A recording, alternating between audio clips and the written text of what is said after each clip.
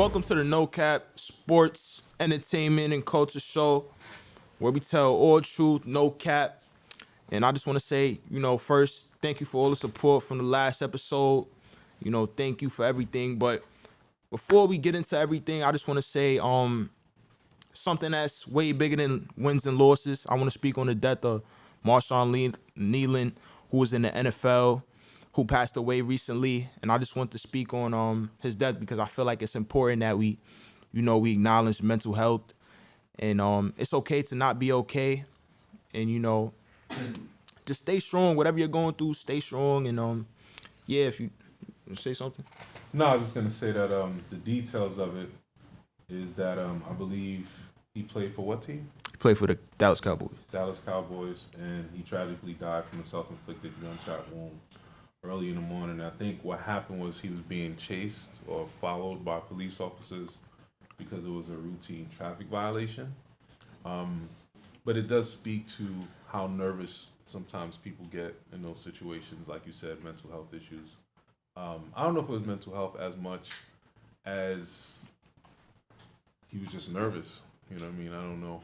But I don't know what your thoughts are on it. Do you think it was, did he have a history of it, or was it just, I don't know. I don't really know too much on his situation. I just know the details I read on when he passed, but I just want to send my condolences to his family. Yeah, I think that mental health, especially for the young people out there, I think that you get to a place where you feel like you just want to end everything if you feel stress or anxiety. And like you said, you're never your worst day, you're never your best day. And, things eventually get better over time. So, rest in peace to him. Yep, rest in peace to him. And if you all need any help, you could contact 988. Okay, let's get into how they fired Brian Daboll from the Giants. So, these past few years, these last set of years for the Giants have not been pretty. I think we could all see that. But I think Brian Daboll's firing has to do with what he's produced here, and I don't think the Giant front office is very happy with what they see. So I think the dude Dart just got into a rhythm. Okay. And Scatterboo got hurt. Yes. And how I always feel, not just with New York sports in general, they do the same thing with the Knicks. This guy that was the head coach, forgot his name, the Knicks coach. It's like as soon as they get into a groove, I think Thibodeau? because of the pressure, Thibodeau. I think as soon as they get into a groove, they immediately decide to fire whoever's not winning them games immediately when you don't look at the whole context of it. I felt like Scatterboo was getting into a rhythm. Scatterboo was a big part of the offense. He gets hurt. And Dart was still playing well. They didn't win certain games, but he was playing well. And then you fire the coach. And for me, it just speaks to team chemistry and synergy. And I just feel like they're always starting over, and they don't give time for a team to mature. That's just my personal opinion. What's your thought? I totally agree with you on that, but also, to look at the way they're being coached, I feel like there's situations where Dart gets put in situations where he gets hurt. Right now, he has a concussion. It's just like you're putting him in those situations as the head coach. As the head coach, you have to control the game. You have to know what you're doing in a sense. And you just lost Cam Scatterboo, who was potentially looking like future running back. The New York Giants, hey, I'll just say, man, buckle up, man. Y'all look good right now. But to go on, we will speak. We're going to talk a little bit about this Lamar Jackson guy. This is your team once again. Yeah, it's my team once again. How you doing? Hey, I won't jinx it. We coming back right now. It's looking a little rocky at the start of the season, but we coming back right now. I can't say too much. I'm not going to jinx it. You feel me? We going to be one of those teams that stay quiet, but we going to be ready for the come up when that moment arises. All right, cool. So we're introducing something new to the podcast. Shout out to my man Drevniak. We're going to be using these caps anytime that we feel like our partner is capping. We're going to throw the cap in the air. So let's see how this goes. We're trying something new. And listen, to the young people that's watching, I know there's a bunch of students watching. Try something new, man. I'm super proud of Justin. Appreciate that. All I ask for is a pair of retro Jordan size 12. I got you. Thank you for the opportunity once again. Okay. What else we got? we're gonna talk about the Cowboys. Once again, the Cowboys. I feel like they're a team like over these last few years, they haven't had really much success, but there's always that team that we look at and we don't see results from them. They're America's team. But I want to talk about them. They have a flashy offense. They got Dak Prescott. They got George Pickens. They have CeeDee Lamb. They have all these pieces, Trayvon Diggs. And we can't get much production from them. Like, I don't know what it is anymore. Like, what do we need to see from them? Like, They're cursed. How about that? elaborate. Listen, man. There's a lot of evilness going on in that organization. That's all I'm going to say. I don't want to disappear and say the wrong thing. The CIA is watching. I know who's after me. FBI. But something is going on. There's a lot of evil going on. Did you see the documentary? What documentary? The Cowboys? Cowboys, like back in the 80s. Do you know about the Cowboys back in the 80s? Again, you probably just watch a bunch of memes and you don't really watch Here we any go. memes from back in the days. Do you know anything about the Cowboys? Yes, I do. Okay, cool. So you remember Michael Irvin and Deion Sanders and all that? Of course. You know how they won those championships? Elaborate. Keep going. It was a lot of ungodly paraphernalia in the locker room that kind of boosted their energy and got them to win some championships. Look, I wasn't around for that time. I'm kind of this is my era right here. Boys or something. I'm not trying to lock you up. I'm just saying, a lot of things is going on, and I think that this is bad karma coming back around to get them. That's all I'm saying. But God bless them. I hope they do win. I have too many friends that are like old Cowboy fans from the '80s, and they're holding on, and I want them to win for them. But anyway, that's what I feel. All right, so I got a question. Would fans rather see dynasties or underdog stories? I think back in the days, dynasties were great. But you look at a team like OKC winning a championship, or you look at a team like the Rams winning. I think people like to see folks like that win. Once you start to see a dynasty, I start questioning the calls, like Patrick Mahomes and everything that they do. I feel like, is there marketing behind this? Is this capitalism? Are they trying to make this a dynasty team because of ratings? I always think about how is this impacting ratings? And I feel like some of these teams that win certain games, like people have a lot of question marks about Michael Jordan with that and all these championships that he won and the calls that was made. I feel like the same thing happens with these dynasties because it fits a certain narrative. Smaller market teams, let's say, for example, if it's a smaller market team and they win championships and people aren't watching, you don't think that's going to impact the way that referees call? I feel like it is. I feel like referees are going to be like, let's make sure that these big market teams win. But that's just my personal bias. Okay. So, what's your thoughts? Hey, I believe that underdog story is always what we need to see. We need to see some new, fresher breath, in the leagues that we watch today, and I think it's great. So I wanted to get into the NBA, and there's a question that we pose about the NBA, and it started from people think it starts from Miami Heat, and it doesn't start from Miami Heat. And it's this idea of super teams being created. And my personal feeling is that since super teams have been created, it's kind of trickled down and watered down the league where you don't feel, I don't like cheering for certain teams because it was constructed in a certain way. Like, for example, I love LeBron James. I think he's an amazing person. But after a while, it just seems like his legacy is, let's try and create a team around me so I can get more championships and be in that conversation. And that waters it down, as opposed to a person like Reggie Miller who didn't win championships, but he just stayed with his team and he just dealt with what he dealt with. So what are your feelings about super teams? I think super teams, they provide a very interesting standpoint. Like you said, it kind of taints a little bit of legacies and so what. I think it's how you look at it. LeBron, when he went to the Heat, he was looking to ring championships, like how every other player, like whatever every other player wants to do. They want to win championships. Oh, I forgot how you felt about LeBron, so I feel the defensiveness. My bad. I didn't know. Hey, LeBron's my guy. I got you. And I want to clear that up too. I wasn't around for Jordan, but I do watch his highlights. I think Jordan is an amazing player, along with LeBron. I just was around for LeBron, so I gotta I gotta put it on for LeBron. Stand LeBron. up. Stand on what you stand on. It's cool. I'm standing on what I'm standing on, but I just want to clear that up for y'all. I seen y'all in the comps. You know, I appreciate that. But I think super teams are amazing for entertainment. You know, I think it's great to see, okay, are we gonna see that team back in the championship? And then they go against an underdog team, and it's like, who's gonna win that matchup? So I think it's great. I think so. The other question is around finances, and we talked about how bigger market teams who have a bigger budget more than likely are going to get a great team. OKC though, that was all strategy. That was all front office. That was all, making sure that their picks was in order for years to come. So that's a team that you can say they got it out the mud. Another team that was like that was Golden State. Yep, Golden State. That was a lot of scouting and getting the right pieces.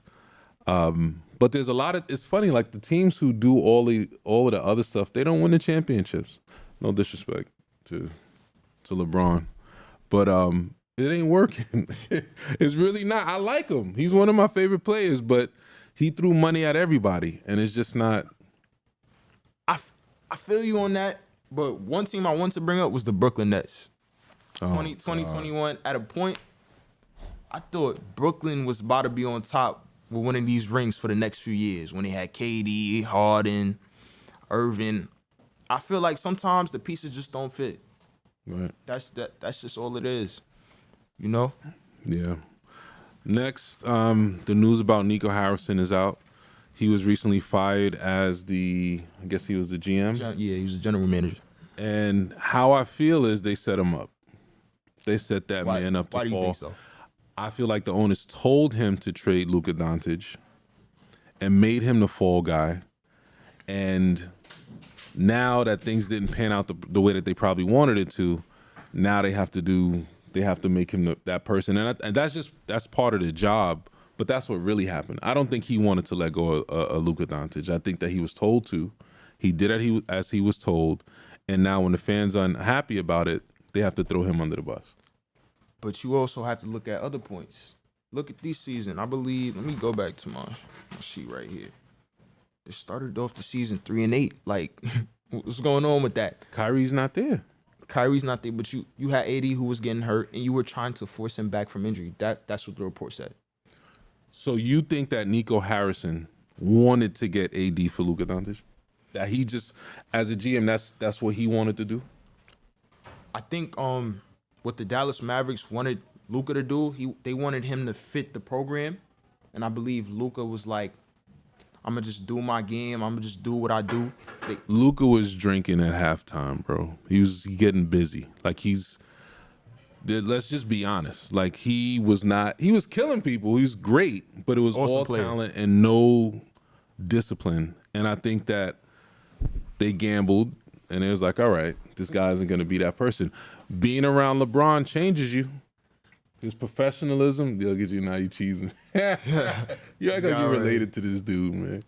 But anyway, I think that he's matured from being around LeBron a lot. I think so too, and I think the Lakers are gonna have an awesome season. They're starting off the season very well. I think we got it this year. The Lakers got it. But I want to talk about Kansas City.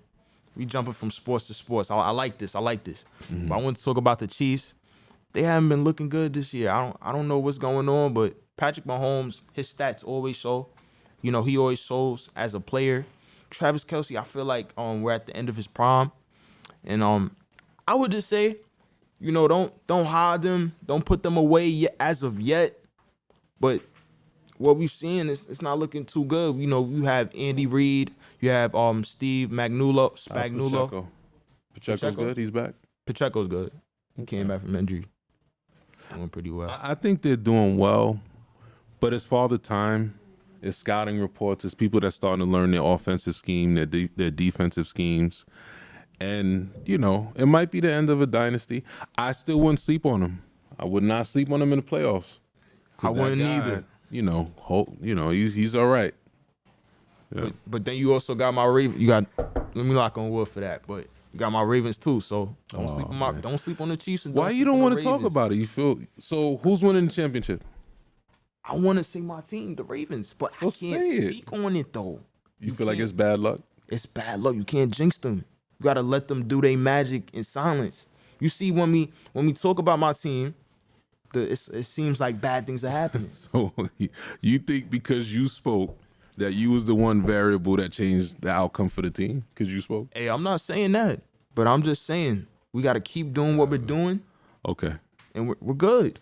Nothing stops us. I would love for them to win. My team right now is the Philadelphia Eagles. Yes, bandwagon. I know they're gonna break up. Bandwagon. I'm a bandwagon guy. I'm sorry. Title town. Whoever the title is, that's where I'm gonna be. They look great, but that team is gonna get broken apart off of like big contracts to other teams. That's what's gonna happen. Hey, I believe so, but I think your main piece, Saquon Barkley. That's really the guy. And you got Jalen Hurts. He's a field general. I know, I said last episode where he was getting carried by his players and everything, but he kind of sets everything up. He's the kind of glue to that team. The guy Smith is gonna leave. He's gonna get a big contract. Yeah, I don't think he's on a max contract right now. I don't think so. Nah, he's not. Saquon Barkley, I don't think he's on a big contract. Again, it happens in sports. You have a great team, people play well, and then eventually, I remember this first happened when I was looking at the Phoenix Suns and Steve Nash. He's playing with Sean Marion, Joe Johnson, and all these other players. And in my mind, I said they're gonna break this team up because there's just too many superstars, and that's what they did. There is, like you see with AJ Green right now. He's not happy, with the way the offense is being played, and it just seems like a lot of frustration coming within the offense. And he's not happy, so I feel like, you can't make everybody happy, but you also have to accommodate things for wins. That's the one thing we want to do. We want to win. So. Okay. That's that. Next, the wave is back home. Ow. Do you know what that is? No, I don't. It's Max B, ladies and gentlemen. He's a young boy. He doesn't know any better. Yeah, I wasn't around for that time. He's a young boy. He's 2008. Max B is home, and he has beef with Jim Jones. I don't know if you know who Jim Jones. He's like the oldest YN on earth. Really? Yeah. I don't know him. But anyway, basically, Max B has beef with Jim Jones because of something that happened decades ago, and it brought this question to mind. Because you guys do the same thing at the high school level, but when do you let it go, right? The guy Max B said some disrespectful things a while ago about his lady, and it seems like Jim Jones is like, yeah, I'm not ever letting it go, and I'm not a part of their world. But the question that I do have is, when do you let a beef go? When do you say, all right, it's over, nobody was killed, we're all right? Do you ever let it go? You have to let it go. That's how you go about healing or, forgiving whatever that situation was. I feel like, and it also depends on what happened in that situation. Like, how deep was that situation? But oftentimes, you have to forgive people for yourself. You have to forgive people for yourself. Let that sink in. I mean, you dropping bars over here. I got to drop them bars, But, sometimes to get that anger off you have to really, let it go and just forgive them, keep it moving. So somebody talk crazy about your moms. See, that's a boundary. You see now, how you change up. Family is a boundary. Family. Well, he was talking about his lady. Okay, same thing. Still family. Family's a boundary. You could say whatever you want to me. I'm gonna come back with something, right? But when you talk about family, I feel like that's a boundary. You're crashing out. Not crashing out. Emotional intelligence. You have to always think about things with emotional intelligence, and that'll get you so far in life. That's good. Yeah, I think for me, as long as you don't touch me, as long as there's no danger involved, I can let it go. Mm-hmm. We're never going to be friends. Like, I'm not talking to you about anything. For example, like in this school, there's a lot of kids who think like I'm supposed to be their friend forever. No, I'm not. That's not part of my job description. I don't rock with you. What are you talking about? Go to class, have a great day, and graduate. But it's this misconception that like we're just supposed to be buddy-buddy for the rest of our lives. And I'm like, that's earned. Respect, all that stuff all the friendship is earned. Doing your job and you going to class, whatever, that's one thing. But in terms of being friends with somebody, once you disrespect somebody or you say something inappropriate, you got to be okay with everything that comes with it.